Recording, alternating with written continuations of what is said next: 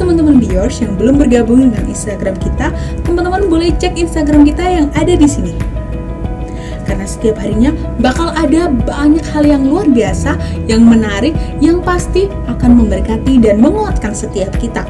Oh ya, teman-teman juga yang belum bergabung dengan grup WhatsApp Biors, teman-teman boleh kirim DM ke Instagram Biors, dan nanti teman-teman akan dimasukkan ke dalam grup WhatsApp, dan kita boleh sama-sama saling berkoneksi, saling berhubungan dengan teman-teman yang lainnya. Oke, kita tunggu ya. Bye, God bless you.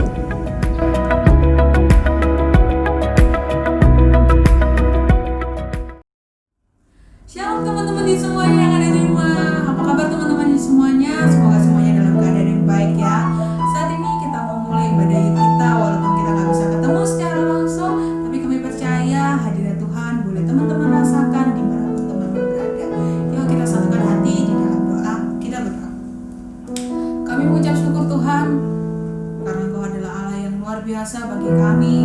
Penyertaan-Mu, kasih setia-Mu selalu baru dalam kehidupan kami Tuhan. Tuhan, ini setiap kami anak-anak-Mu yang rindu, anak-anak-Mu yang haus Tuhan akan kebenaran-Mu Tuhan. Saat ini kami datang ke hadirat-Mu, kami sujud di hadapan-Mu Tuhan. Engkau tahu setiap kerinduan hati kami, Engkau tahu setiap kerinduan setiap kami Tuhan.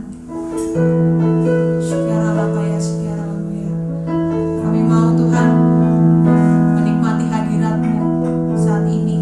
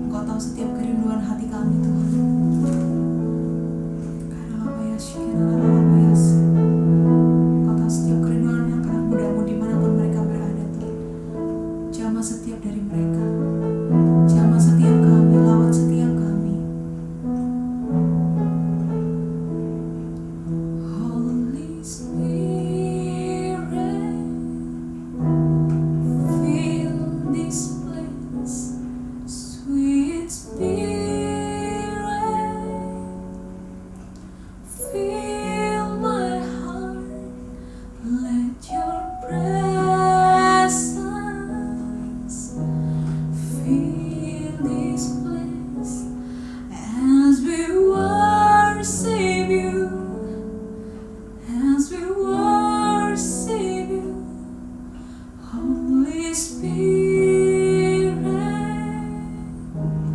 fill this place. Sweet Spirit, fill my heart. Let your presence fill this place as we worship you, as we worship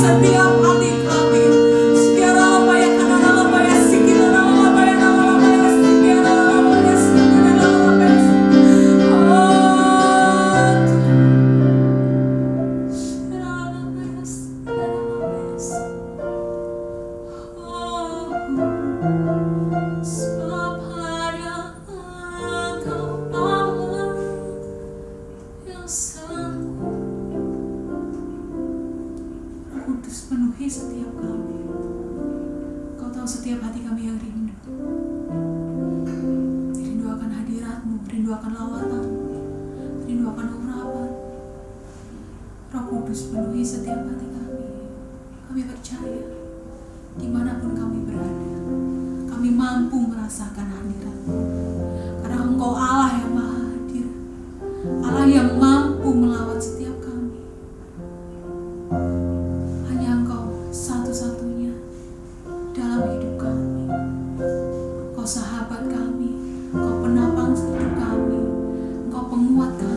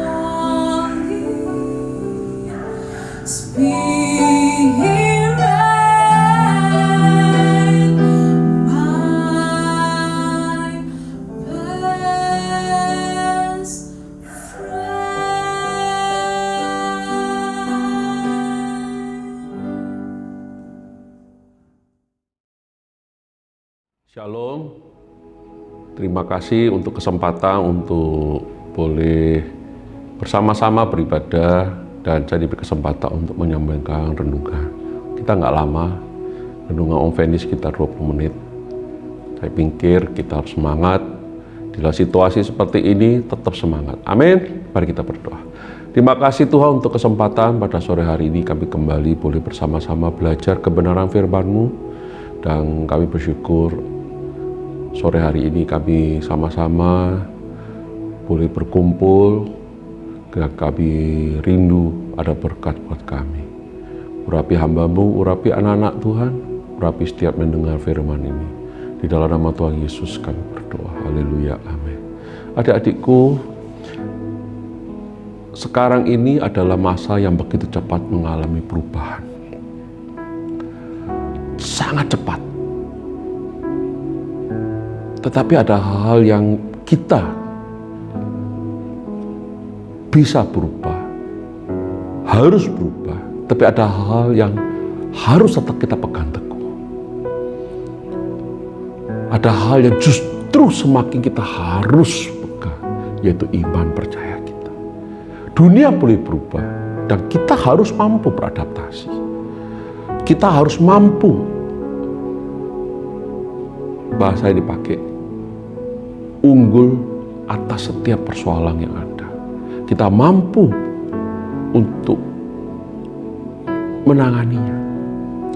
Kalian anak-anak muda yang jauh lebih siap daripada generasinya Om Effendi. Generasi Om Effendi jauh lebih siap daripada generasi sebelumnya. Tetapi semua itu tidak akan bisa kalian berhasil. Tidak akan bisa kalian mampu jika kalian tidak mau beradaptasi. Beradaptasi terhadap perubahan. Itu tema kita sore hari ini. Saya undang kita untuk buka dari Kejadian 37 ayat 1 dan 2. Kejadian 37 ayat 1 dan 2. Kita akan bicara satu tokoh, yaitu Yusuf. Om Effendi kok suka Yusuf? Ya, Yusuf anak muda. Yusuf pemimpin. Yusuf orang yang cinta Tuhan, cinta keluarga. Yusuf, setahu Om Effendi, tidak pernah marah sama Tuhan. Tidak pernah komplain sama Tuhan. Dia begitu setia, begitu nurut sama Tuhan. Ini yang perlu kita belajar. Bukan hanya keberhasilan dia, tetapi bagaimana sikap dia. Hari ini saya mengajak kita belajar dari Yusuf. Bagaimana sisi perubahan yang terjadi dalam Yusuf. Dan bagaimana cara Yusuf beradaptasi. Berapa bulan yang lalu saya pernah isi di Madiun juga bicara Yusuf. Waktu itu saya beri judul Yang Muda Yang Luar Biasa. Kita fokus kepada keberhasilan Yusuf. Tapi hari ini kita belajar bagaimana di awal daripada masa mudanya Yusuf dia mengalami perubahan begitu drastis dan tragis, kalau mungkin kita akan seperti itu. Tapi Yusuf menjadi berkat bagi banyak orang. Kita buka Kejadian 37 ayat 1 dan 2. Saya akan bacakan buat kita. Adapun Yakub, ia diam di negeri penumpangan ayahnya, yakni di tanah Kanaan. Inilah riwayat keturunan Yakub. Yusuf tak kalah berumur 17 tahun, jadi masih muda. Biasa mengembalakan kambing domba bersama-sama dengan saudara-saudara, anak-anak Bilha dan Silpa, kedua istri ayahnya. Dan Yusuf menyampaikan kepada ayahnya kabar tentang kejahatan saudara-saudaranya. Ada dua hal yang ingin saya bagikan buat kita. Tapi sebelumnya coba kita lihat latar belakang daripada ayat ini. Kenapa dikatakan inilah riwayat keturunan Yakub? Kita tahu Yakub punya anak 12. Kemudian Yusuf tak kalah berumur 17 tahun. Artinya dari 12 anak ini Yusuf menjadi yang paling penting tercatat di Alkitab.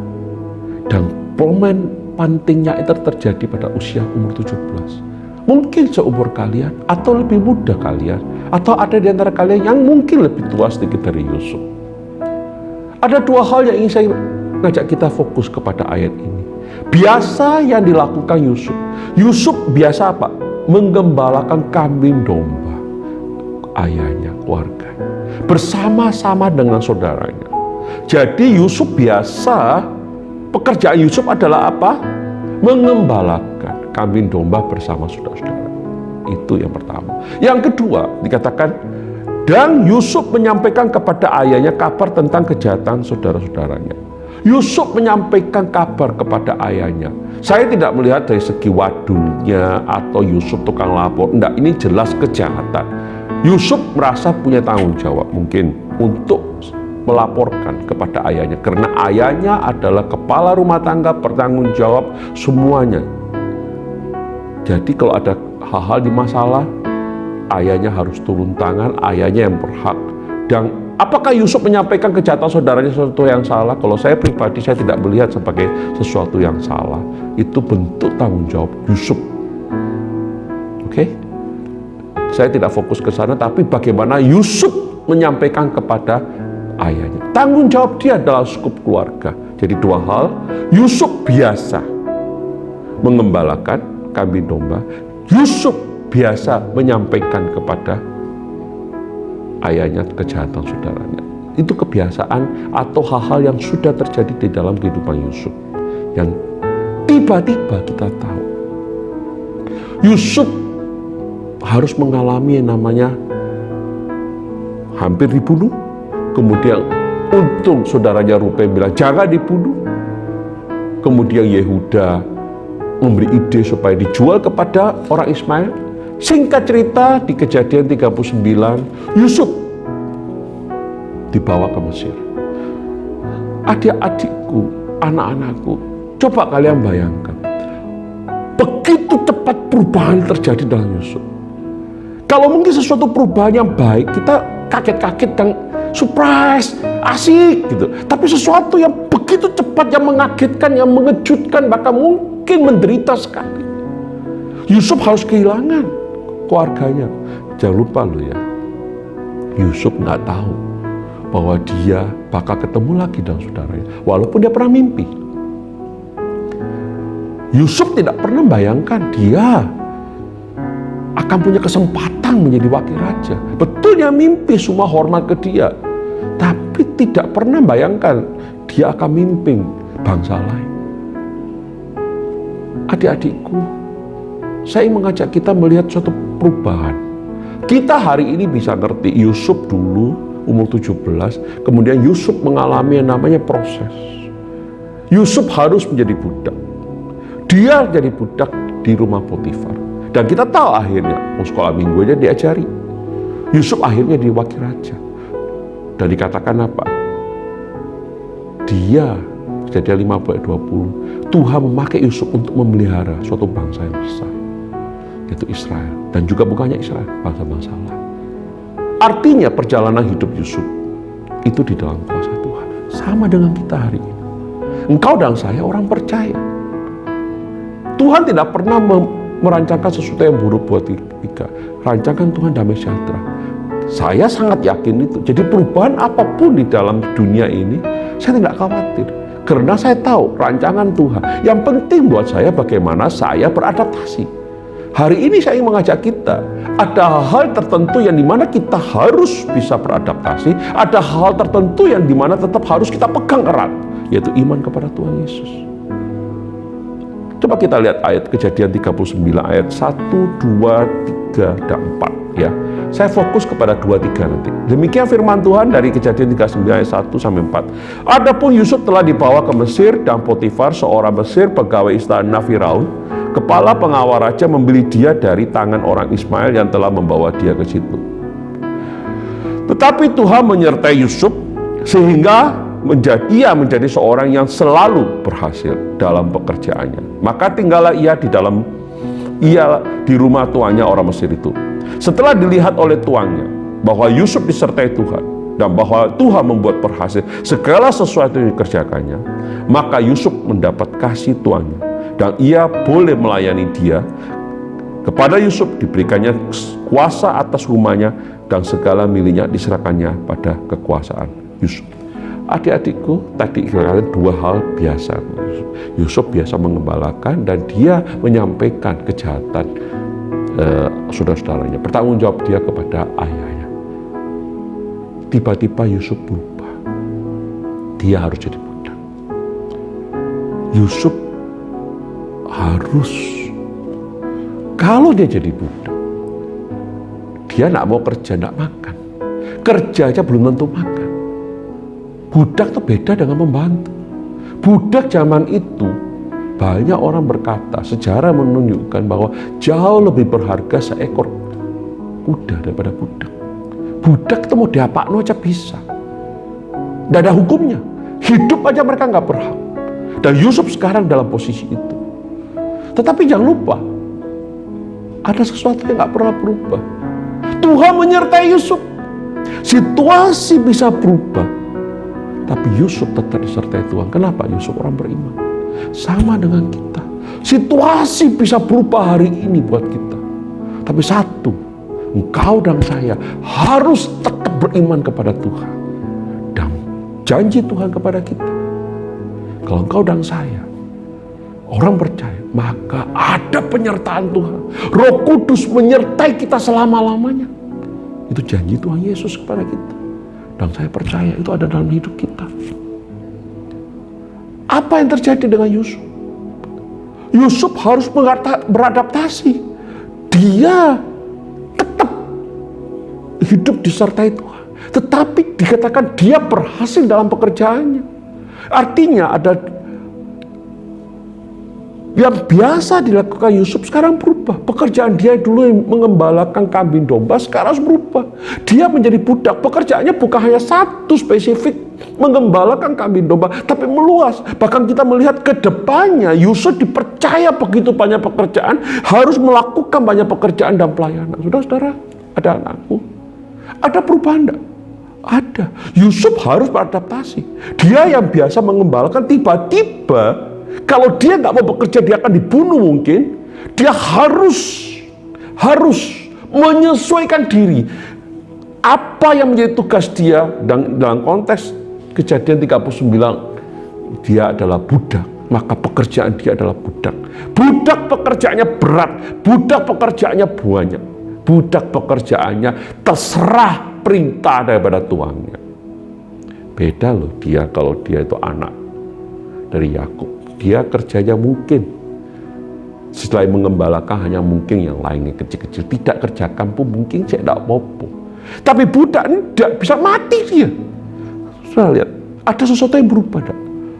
Yusuf beradaptasi sehingga dikatakan dia selalu berhasil dalam pekerjaannya. Selalu berhasil dalam pekerjaannya. Yusuf tetap mengerjakan apa menjadi tugasnya. Dia beradaptasi, menyesuaikan diri dengan tugas barunya dia. Dan lebih luar biasa lagi, karena Yusuf orang percaya, Tuhan menyertai dia. Itu yang gak pernah berubah. Dia beradaptasi, tetapi kuasa Tuhan, penyertaan Tuhan, kasih karunia Tuhan tetap menyertai Yusuf. Anak-anakku, situasi zaman sekarang cepat sekali berubah. HP begitu cepat berubah, ketinggalan sudah yang ada lama-lama. Aplikasi begitu banyak cepat berubah. Hotel-hotel dulu yang punya hotel itu pasti punya tanah, punya duit banyak. Tiba-tiba yang punya hotel itu tidak harus punya tanah, tidak harus punya gedung, cukup punya jaringan. Yaitu siapa? Airbnb. Jaringan hotel terbesar di dunia.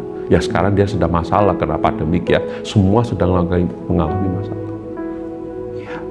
Siapa pernah bayangkan travel agent itu, tour itu akan kesulitan? Sekarang semua orang bisa pesan tiket. Siapa yang pernah bayangkan kita akan ketemu dalam khotbah, dalam ibadah dengan online? Tidak ada. Tapi dunia begitu cepat. Dan kita bersyukur. Sebagai orang percaya, ada penyertaan Tuhan buat kita. Saya percaya. Segala kesulitan yang terjadi, sebenarnya kita orang percaya sudah dipersiapkan. Cuma kita mau nggak belajar? Mau nggak kita beradaptasi? Adik-adikku, engkau adalah generasi yang begitu cepat belajar. Generasi yang melihat perkembangan dunia begitu luar biasa. Beda dengan zamannya Om Effendi. Om Effendi yang alami TV yang begitu besar segede lemari. TV yang gendut, lebih gendut dari Om Effendi. Sekarang TV-nya tipis-tipis, gambarnya terang-terang, bagus-bagus. Dulu orang telepon, kring di rumah teriak, papa ada telepon. Sekarang tiap anak, tiap rumah, gak perlu telepon, gak apa-apa. Yang penting tiap orang punya HP. Betul? Bukan itu saja. Sekarang kalian bisa lihat Om Effendi. Dulu siapa yang bisa lihat? Jarak begitu jauh. Gambar dulu buruk-buruk. Sekarang bisa lihat Om Effendi ini kukulnya bukan kukul, ada kayak bisul kecil keluar. Ada flek-flek itu terang. Zaman begitu cepat. Kalianlah generasi yang bakal menjadi luar biasa. Sama seperti Yusuf. Kenapa bukan Yakub? Kenapa bukan saudara-saudara yang lain? Karena Yusuf dipilih Tuhan. Dia orang percaya, orang yang setia. Dan Yusuf mau bekerja. Hari ini, apa yang ada di depan kau? Ada yang perlu engkau adaptasi. Ada yang harus tetap engkau semakin teguh. Yusuf disertai Tuhan, artinya Yusuf orang percaya. Semakin di dalam kesulitan, dia semakin tahu penyertaan Tuhan itu baik. Penyertaan Tuhan membuat dia berhasil.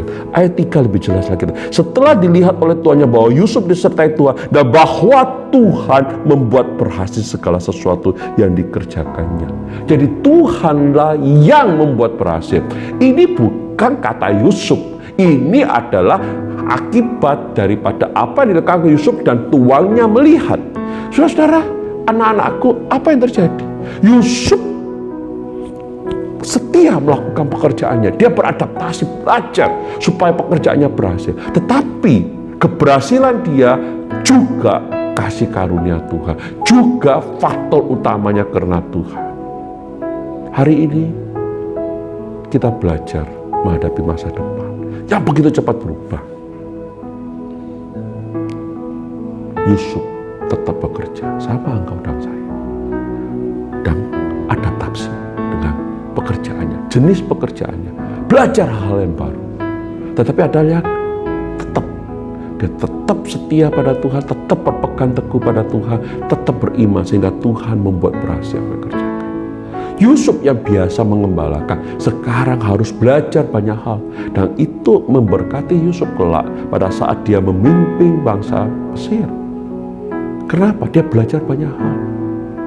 Dan kembali lagi, Yusuf sebelumnya hanya melaporkan, menyampaikan kepada ayahnya kejahatan saudara-saudaranya. Artinya skopnya rumah, keluarga. Sekarang Yusuf diserai tanggung jawab besar dan dia harus mengurusi rumah pejabat Potifar. Yang diurus budak-budak pegawainya Potifar, banyak hal. Skopnya berubah. Lebih luas.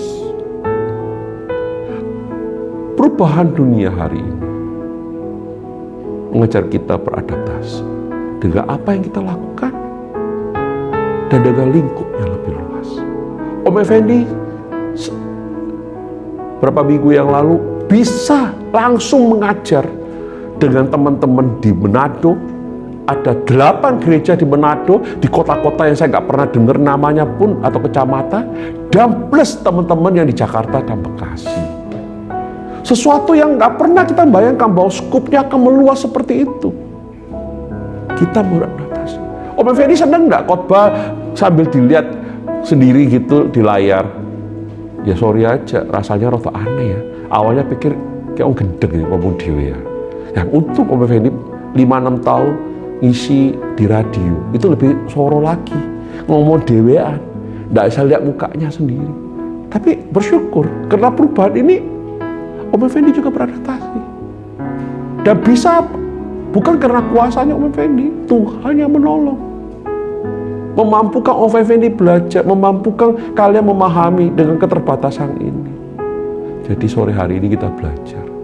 Kita generasi muda, terutama kalian, marilah beradaptasi dengan perubahan, supaya kita semakin berhasil sebagai anak-anak Tuhan. Semua akan berubah. Tapi kita berubahnya juga semakin mencintai Tuhan. Tetap pegang pada iman kita pada Tuhan. Tetap setia, maka Tuhan akan membuat berhasil apa yang kau kerjakan. Yang namanya adaptasi, tidak semuanya pasti baik. Berhasil kita kerjakan. Ada penyesuaian demi penyesuaian. Saya percaya Yusuf pun demikian. Tetapi Tuhan membuat berhasil apa yang dikerjakan. Engkau dan saya berhasil karena engkau disertai Tuhan, dan saya pun disertai Tuhan. Engkau dan saya berhasil karena engkau dan saya melakukan apa yang menjadi tugas tanggung jawab kita. Mari, jangan patah semangat. Jadilah generasi yang luar biasa. Kalian semuanya akan dipakai Tuhan. Sama seperti Yusuf. Waktunya akan datang. Kalian akan menjadi berkat yang luar biasa. Kiranya Tuhan Yesus memberkati. Mari kita berdoa. Tuhan, terima kasih untuk firman-Mu. Terima kasih untuk renungan-Mu. Mampukan kami Tuhan mencerna dengan baik. Tanam dalam hati kami pikiran kami. Mampukan kami untuk selalu setia. Mampukan kami beradaptasi dengan perubahan-perubahan. Terima kasih Bapa. Buatlah hidup kami menjadi hidup yang berhasil. Hidup berhasil bukan di mata manusia, tapi terlebih di mata Tuhan. Sesuai dengan apa yang Tuhan mau dalam hidup kami. Di dalam nama Tuhan Yesus, Kau memberkati kami semua. Haleluya. Amin. Salam dari saya, dari Bali, Sanur. God bless you.